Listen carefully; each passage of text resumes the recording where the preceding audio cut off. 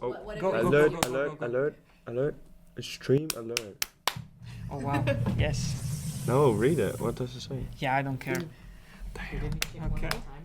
Because Yes. it already happened to us. Okay. Are you ready? Okay. This is way too loud. Who starts? Hello? Is it okay? This is not very loud. I know. That's true. Hello? Are you ready? It's still not very loud. starts? No, but this is good. This is good because then we will speak louder. Aha. Hi everyone, welcome back. This is of course Verba Manent Soul State of Mind episode 2, and today we have finally our usual co-host. Yeah, I'm here. Oh, After 6 months. Wow. But Yes. I'm back. And we also have 2 guests. Usually we say special guests, so one of them is special, the other one maybe a bit less. Do you want to introduce yourself? I feel even more special. There you go. My name is Kim Hyojin, but I go also by Andrew, which is probably what everyone's gonna call me today. Yeah, I come from the Philippines, but I'm now here in Korea as a regular student who doesn't know much Korean. Nice. Yeah, my name is Mads. Some people also call me Victor, and I'm from Denmark. Wait, what people call you? Victor? Yeah, Victor. Victor. Really? Yeah. Okay. That's my middle name. Oh. Okay. I see. Great. We all learned something. Yeah. So what we want to talk about today is a bit some retrospective advice that you would like to give to people that are planning to come into Korea but don't know anything about the country. Because I think that me and you guys as well didn't really know much about Korea before coming here. Maybe you know a bit about the culture, but not really about the lifestyle. And now that we know about this, we can help people that will come in the future Exactly. with our knowledge and wiseness. Maybe, I hope so. Our wisdom. So, yeah. Go ahead. No. Okay. So the first part of this podcast is talking about like your time before arriving in Seoul. So how did you prepare? Was it difficult or was the procedure very easy? For me, it was kind of simple. I guess it's the first time I was able to ride an airplane by myself and do everything, like the immigration and stuff. Well, it was a bit scary, I guess, to be walking alone and having the immigration guards like check my ID and stuff, because they talked to me in Korean, and I just had to give what I gave silently and wait. Just like the military, you said, right? Yeah, it seemed like something that would be in the military. But in the end, when I went in Korea, it was all good. And the flight is not that long though, right? Because, I mean, Philippines are not too far away. Yeah, just like 3 or 4 hours. Not that long. Chill. Okay. So did you get a free blanket on the plane? No, I did Just- not get a free blanket. Wow. I got a free travel kit. Just a bag Oh, to put really? like, yeah, Oh, nice. very small bag. Let me get the name of the company you flew with. So I don't have to get... Oh, sorry, it's blank. They need to sponsor me. Wow. Yeah, for me, like, I didn't have too many expectations. I wanted to, like, feel like, yeah, like, it was something new. So, like, I wanted to be, like, when I was 13, going to Disneyland with my grandmother for the first time. Oh wow. And it's, yeah, I would say certainly been like that. But in the Good start, it was, like, very overwhelming. Because the culture is very different from, like, what I'm used to.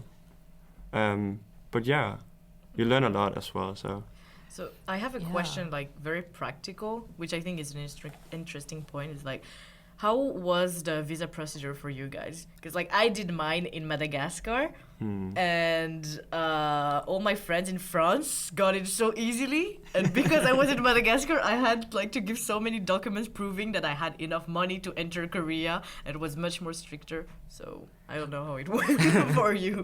Oh, well, this question doesn't apply to me because I'm also Korean. I have a Korean citizenship, so I didn't have to do a visa. Oh, you had the Okay. proverbial foot in the door already Yeah, my Nice. foot was already in the door. in Korea. Wow, No, okay. it was a struggle for me as well. Oh, 'cause really? in Denmark, we only have the embassy in the capital, in Copenhagen. And I live like 3 hours away from the capital. Okay. And we can only get the visa through like the embassy. So I had to do the whole process. So I wanted to be in good time, so I went there like half a year before I went to Seoul. Wow. Wait, what? Yeah, That's so early. yeah, and then they were like, "No, you can't start now." So I booked the trip to Copenhagen to do that. Wow. Maybe I should have, but So maybe I should have done organized. some more like research before going, and then I had to like go again like 6 months later, and yeah. But at least you know what to do by then. Yeah, going there to find out that you couldn't do it was the Yeah. research. It's To be like, fair, I feel like doing in Italy is very strategic because there's so little Italian people in Korea, which means that they have almost no work. So they're super fast. Like Amazing. I went there, I brought the documents, and no one was there. There was like a Korean guy sleeping on the couch inside the embassy. sounds like a good job. Yes. Oh, chill job. And yeah. then 6 days later, I had everything. It was like 6 days. the easiest thing in the world. Nice. Wow. Yeah, there you go. So Lucky go to you. Italy and ask it in Italy. The Italian way. And did you like? I think one of the things that like at least for me was a bit overwhelming coming here is the fact that there is so many things are going on, so different activities, many different places. You have inputs from every side. There's 10 million people here, right? So this is a lively city. What were for you the biggest challenges you faced coming here in Seoul, or in general to live in Korea? Yeah, I would say like as you mentioned, like being overstimulated. Like so people are like fighting for your attention. So what I mean by that is like there's a lot of lights at like every building, and it, like I lost my luggage as well. So that wasn't really nice when I got there, right? But I was so tired just from like walking around, and then I had to like communicate with people, and most of them didn't speak any English.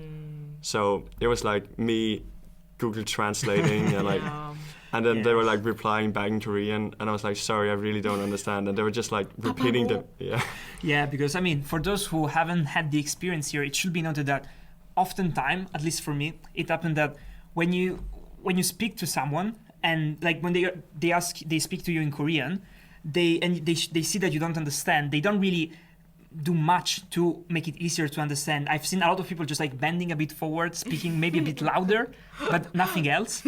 And I don't know, in Italy, usually what we do is we start, use our hands to tell what we're trying to say. So it's easier to understand. And here it was so scary because you had these people talking to you and then what's going on? yeah, you felt lost. often. Yeah, for me too. It was like that. When I first came here, I barely knew any Korean, so it was much scary. Probably same as you when someone would talk to me. So, but then what I would do is just try to avoid everyone. So I guess my problem became that I barely did anything. I got too scared to really put myself out there and get uncomfortable. So you came here before your parents? I came after my dad, Okay. but before my mom. Okay. Yeah, so I had my dad, but still I wanted to do things on my own, and that was difficult. Yeah, I guess, and the thing is probably that coming here without speaking any word and like living here for a long time might be a bit challenging. But I was wondering, after 3 years, is it better? Like, do you understand better what's going on around you? Yeah, I do.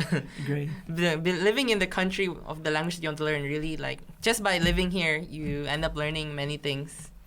And also, you need to put your active effort. I know much more than I for did sure. 3 years ago. What happened? Okay, so we're back here. We're not back here. We're somewhere else because we were really not kicked out. But the guy got inside the room and he was like, "Yeah, you can continue recording," and then started making all the noises possible in the world. So we fled the place. To move. Yes, we went here. There was a lady studying inside here. But apparently, she saw the microphone. She was like, "No, okay, I cannot be here anymore. I will never make it not possible from the great Verbermannen podcast to be recorded," right? Yeah, she was Internationally influential. No. In what? Intimidated. Intimidated, yes. Yeah, it's Damn, like, what? imagine Why BBC so hard? BBC Radio 1 was like, "We need to record here." Would you say no to that? Exactly. No. And Verbermannen podcast is the same thing. There you go. So let's get back to what we were talking about. I kind of lose a bit the point of the conversation. Yeah, same.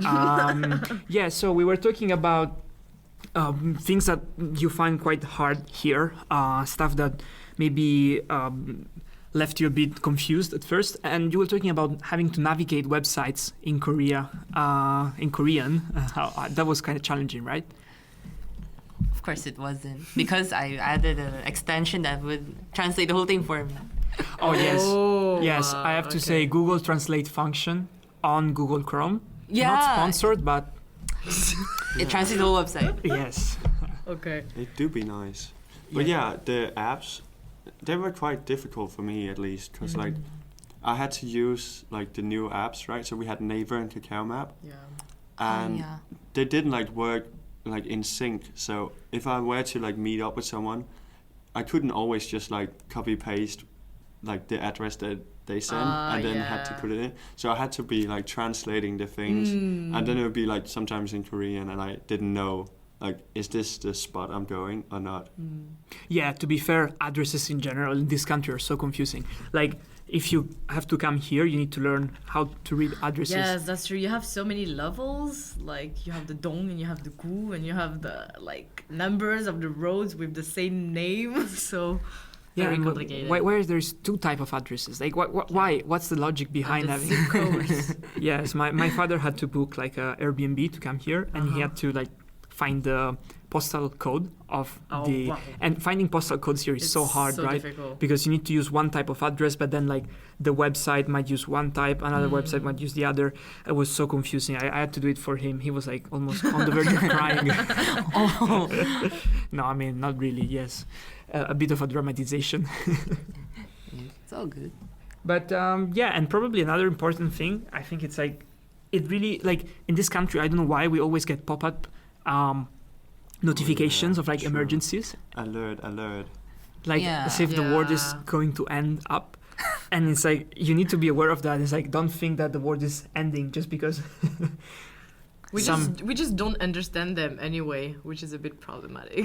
But yeah, it's true. I was also at the dormitory that I live in, and then at one point there was just like a big Korean voice just like speaking, like, and I didn't know where the voice was coming from, so I was like, what the fuck is going on? And I had like a meeting with like my international business group because we had a presentation. okay. And I was like speaking, right? I was like telling them like, okay, I think we should do this. And then this immensely high voice just comes in, and like I couldn't even hear my own like thoughts. Okay. And yeah, so like that kept happening like for like 2 minutes in Korean, then in Japanese, and then in English. And like I couldn't be a part of the meeting at that point. Wow. And what was it about though? No, I still don't know. Something.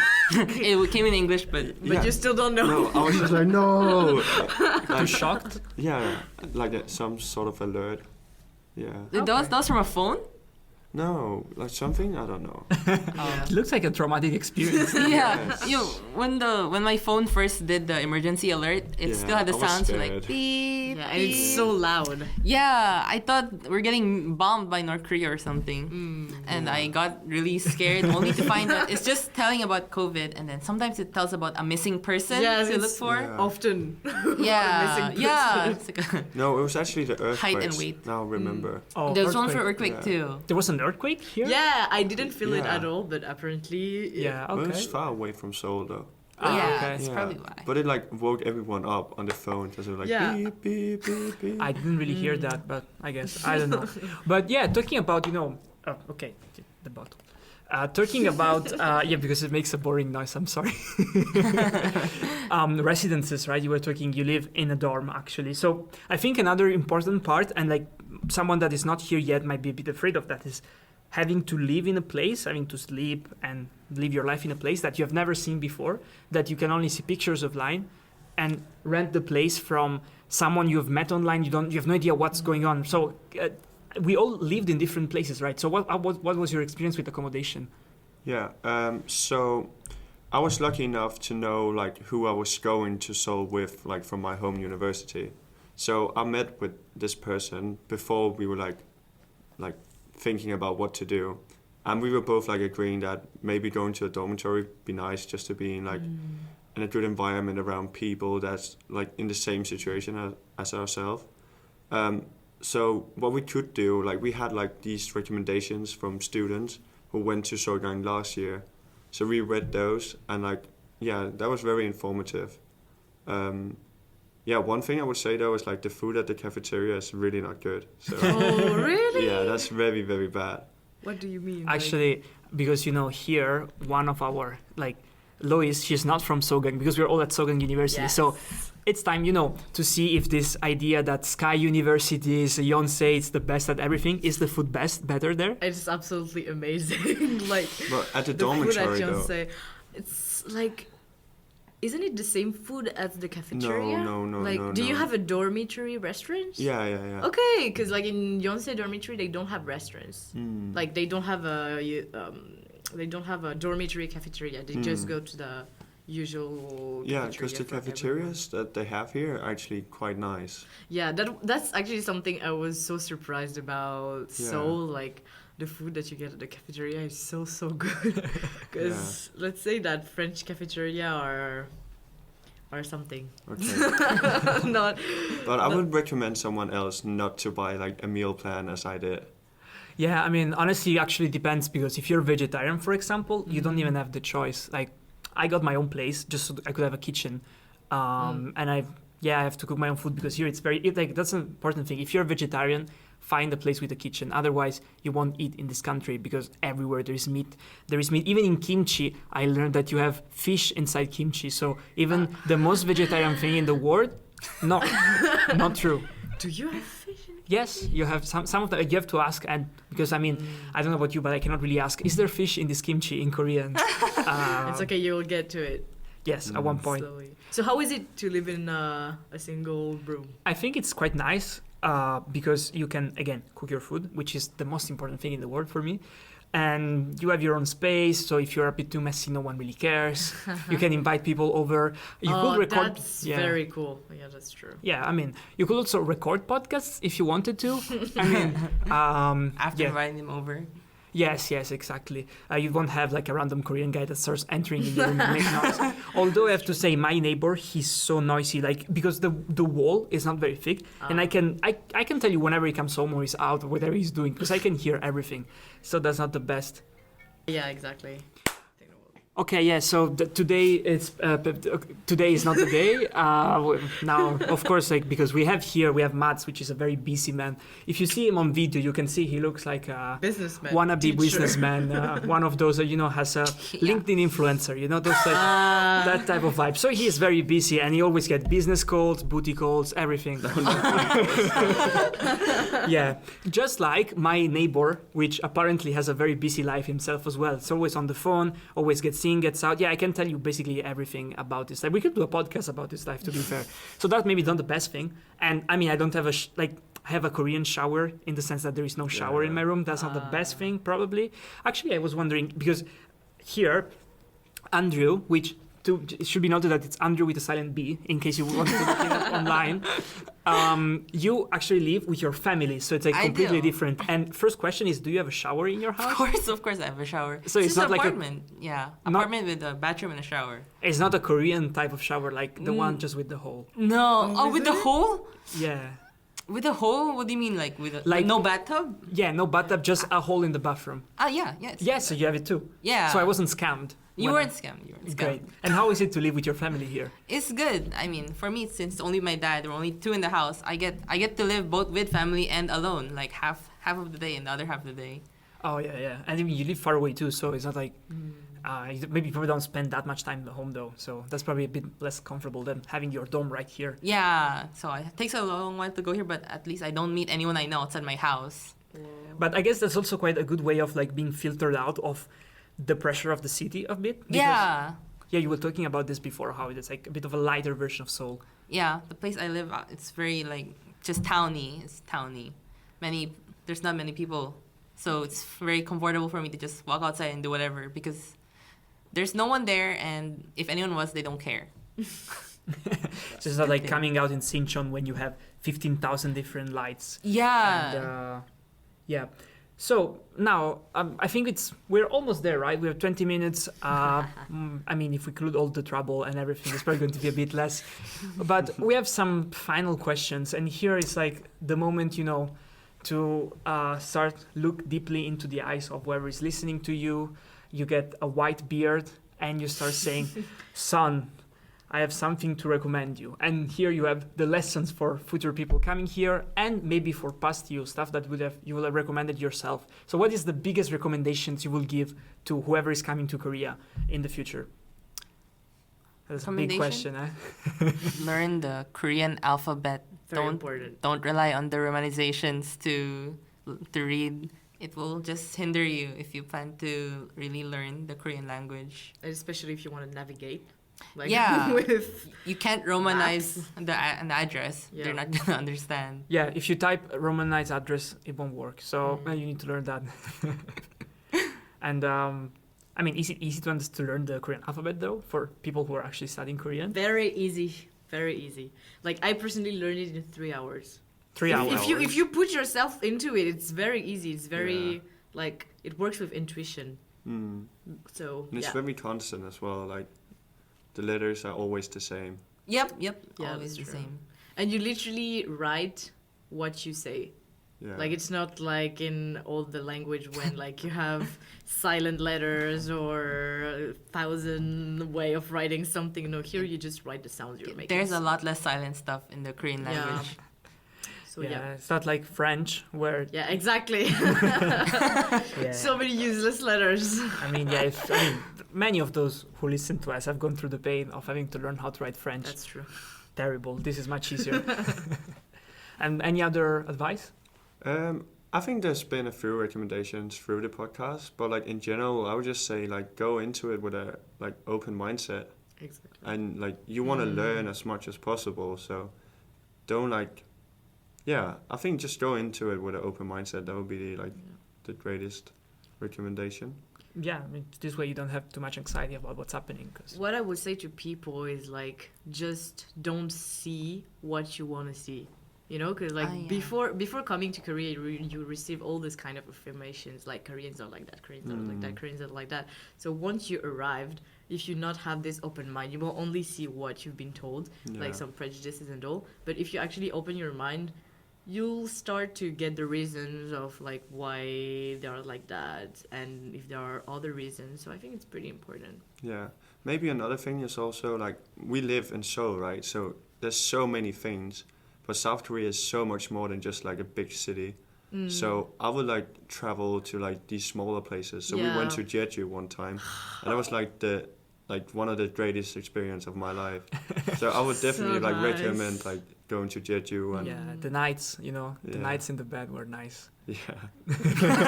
We slept in the same bed. Oh, okay. Good shit. Yeah, that's true. Wonju too is very nice if you don't know where to go. Yes. Gwangju? Yeah, I mean the pronunciation. Like Like, Gwangju? I don't know. I guess Wonju or Wonju. I don't know. Wonju. Yes. Yeah. Yes, nice suspension bridge. Kind of make you want to puke, but yeah, it's kind of nice. Yes. Good bike ride as well. Yes. Yes, and to be fair, you should taste like rice wine as well. It's amazing. It's one of my favorite things here. It What is tastes it? so good. It's like I don't know. It's kind of like beer between beer and Dongju? maybe that. I don't know. I think it's the makgeolli. Makgeolli? That one there. Yes, it's great. So I think that's basically everything we had to say today. Although fate was stacked a bit against us with all the stuff. Sorry. Of course, there is one final recommendation that I will say it, but I mean, it's Matt's recommendation, but it was too shy to say. So remember to get a VPN before you come Yes. here for We'll just leave it like that. Get a VPN. some prohibitionism and stuff. No comment. No comment.